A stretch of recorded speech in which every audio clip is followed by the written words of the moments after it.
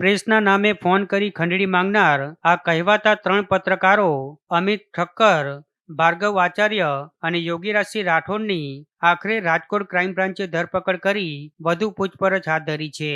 ACP dental ક્લિનિકનું બાંધકામ ગેરકાયદેસર હોવાના સમાચારો પ્રસિદ્ધ કરી આરોપી કથિત પત્રકાર અમિત ઠાકરે રૂ3 લાખની માંગ કરી હતી. જ્યારે આરોપી ભાર્ગવ આચાર્યએ ન્યૂઝ વિડીયો બનાવી ડોક્ટર પાસે રૂ50,000ની માંગણી કરી હતી, તો આરોપી યોગીરાજસિંહ રાઠોડે ડોક્ટર પાસે સમાધાન પેટે રૂ50,000ની માંગ કરી હતી. ઉલ્લેખનીય છે કે એસીપી ડેન્ટલ ક્લિનિક વિજય પાલડિયા નામના વ્યક્તિનું ક્લિનિક છે અને ઘણા સમયથી કહેવાતા પત્રકારો તેમને ગેરકાયદેસર બાંધકામ મામલે કનડગત કરી રહ્યા હતા. આરોપી અમિત ઠક્કર વિરુદ્ધ અગાઉ ડોક્ટરના ન્યૂડ વિડીયોનું સ્ટિંગ ઓપરેશન કરી સમગ્ર મામલે ખંડણી ઉઘરાવવાની ફરિયાદ પણ દાખલ થઈ ચૂકી છે. ત્યારે હાલ ક્રાઇમ બ્રાન્ચે ત્રણેય શખ્સોની ધરપકડ કરી આગળની તપાસ હાથ ધરી છે.